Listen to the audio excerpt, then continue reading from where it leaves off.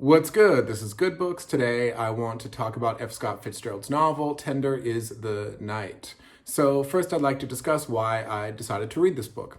Well, as most of you out there have read his famous novel, The Great Gatsby, I also had some familiarity. I've taught the book a couple of times. I am a high school teacher in Chengdu, China. I had a curiosity about some of his lesser-known works, and so I just decided to pick up his novel, Tender is the Night.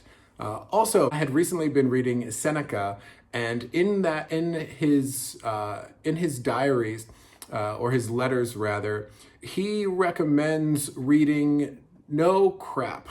He recommends that one should dig deeply into the greatest authors and read everything you can get your hands on. And so I decided that F. Scott Fitzgerald was certainly one of those writers that I could spend a long time getting familiar with his work to possibly help influence my writing as well. Okay, let's talk about the book a little bit. The book opens not with the main protagonist, but with a young starlet, an American actress who's traveling with her mom on the French Riviera, and her name is Rosemarie Hoyt. She's recently starred in a film titled Daddy's Girl, some Freudian hints there, and she's walking on the beach in the opening scene of the novel, and she comes upon a group of expats, and this group of expats will come to make up the majority of this novel. However, it's an interesting choice for Fitzgerald, and one that I think he later regretted, to open up the novel with the first 50 pages having very little to do with the protagonist himself. So that being said, Rosemarie, having gotten familiar with these expats, immediately upon meeting Dick Diver, who is this blue-eyed, very handsome, tall American male who she instantaneously falls in love with. Though, as I mentioned before, with the title of the film being Daddy's Girl, I do think that perhaps the reader is to infer some Freudian hints here. So Dick is a married man. He's married to a woman named Nicole, and they've been married for many years, and in fact they have 2 children together as they are traveling. This comes to make up the primary conflict of the novel. However, the first book of the novel, or you could say the first section of the novel, comprises of Dick and Rosemarie's relationship together. There are also some interesting secondary characters in this novel, particularly the character of Abe North, who is a musician who is aptly named after President Lincoln, and his family name being North. We start to get some real hints here that the book is not to be read simply as just a story about a fallen individual, Dick Diver, as it were. But the book is to be read as a kind of historical analogy, and so I think I'll get into a little bit of that. The book itself was supposedly based around a book that F. Scott Fitzgerald was reading at the time. That was a, say, deterministic thesis around the rise and fall of empire. And so Dick Diver's character, and perhaps even all of the characters, are meant to be aligned not just with a kind of from a psychological perspective, but also they are to be read from a historical perspective. And so here we get a bit of Fitzgerald's beliefs and ideas about the world itself, which admittedly, and perhaps this is due to his psychological state at the time of writing this book, is not a very optimistic outlook on the world. However, there are some instances in this novel where one could argue that that Fitzgerald gives the reader an out. There is the character, Abe North's wife, actually, Mary North. At the end of the novel, spoiler alert, Abe North, he dies in a speakeasy. This news is just overheard by Dick Diver whenever he is traveling around Europe at the time. And Mary North, she remarries a wealthy Eastern leader. We're never told exactly what country he's leading or anything, though he's given the title of Conte dei Migneti. Hopefully I've pronounced that correctly. Anyhow, Mary North in this novel, I think, gives the reader an opportunity for a little bit of optimism in that she is able to not allow the failure of her relationship, or her husband's death, rather, to ultimately determine her success or failures. And so she is, in a way, able to transform herself and to find a new position in this world.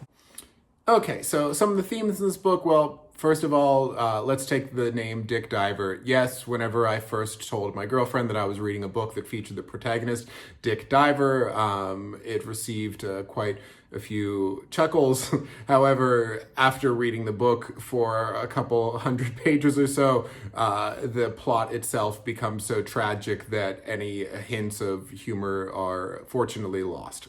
Okay, so the theme here is certainly the fall of man. This is a kind of standard tragedy, actually. And Dick Diver, by the end of the book, ironically, whenever he was younger, he used to impress all of the local girls with his incredible diving skills, but by the end of the novel, he's utterly unable to dive anymore, and all of his heroic feats of physicality have now become quite geriatric, actually. The second thing I want to talk about here is ties to the author's life. I've seen some other reviews where it was argued that one should not read into the author's life from this book. However, I think that this book, a lot like reading Hemingway, it would actually be a disservice to this book to not try and gain some insights into Fitzgerald's life here. I mean, there are just too many things that align, right?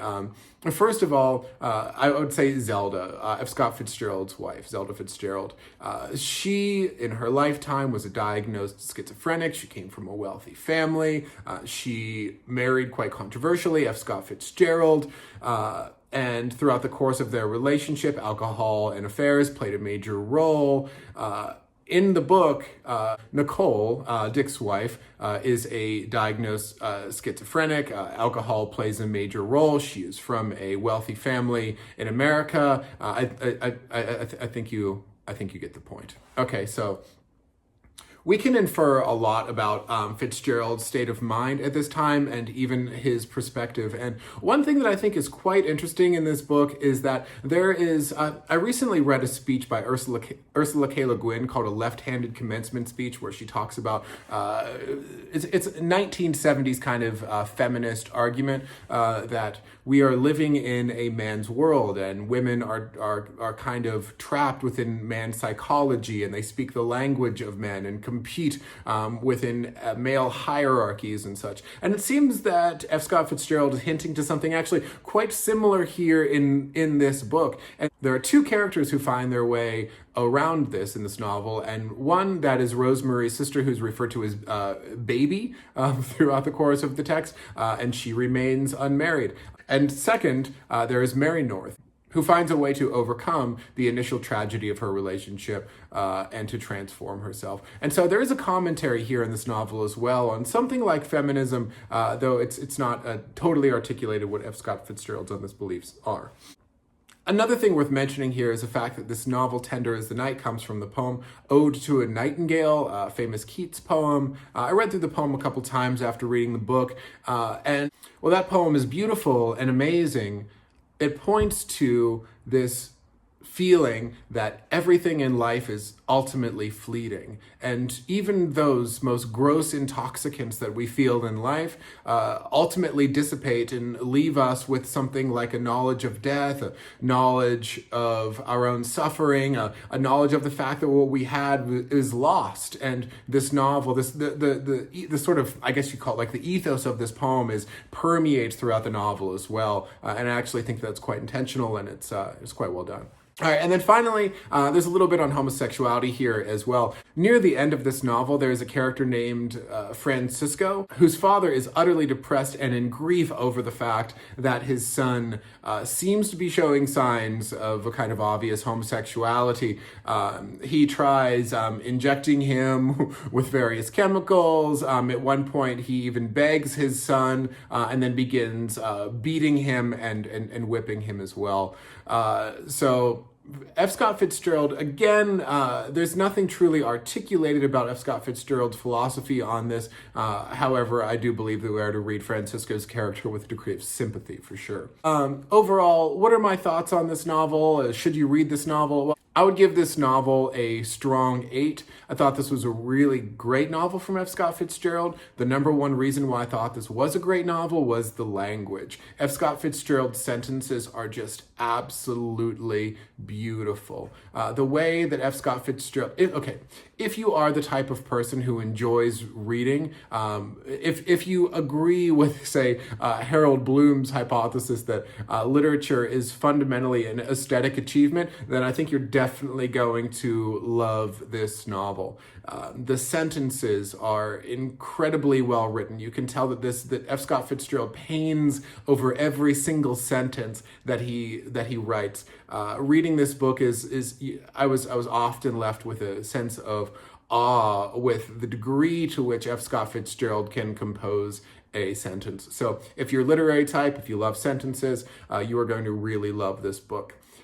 So does this book have any flaws? I think it does. I think the fall of Dick Diver himself, he ends up in a fight with some Italian policemen, a few Italian taxi drivers, which lands him in jail, and he's sort of beaten to hell. And these scenes, to me, they seemed a little bit forced, a little bit unnatural. However, at the same time, the book did have a kind of meandering plot, and I thought that this did help to give the plot a little bit of force. Also, I'd like to say that the book captures a lost generation perfectly. You know, it's a 1920s novel, expats abroad, a lot of heavy drinking, a lot of contemplating. You know, what is life about after World War I? Which World War I didn't talk about much, but that plays a major role in this novel as well. There are many scenes of violence. There is a woman who is shot waiting for a train. There is a kind of botched shootout at one point as well. Again, Abe North is killed. There's even a scene where they're visiting some trenches, and they're tossing, the characters are tossing pebbles at one another from the trenches themselves. So World War I definitely it hovers over this novel, the memory of World War I. Okay, also, as I said, this novel is totally allegorical. I think we can read this as a kind of historical allegory, but also as an allegory of F. Scott Fitzgerald's life himself. So the book itself contains a ton of meaning, so it's definitely worth checking out for that reason. Okay, so I just want to wrap it up. Thank you very much. This has been Good Books. Have a great day.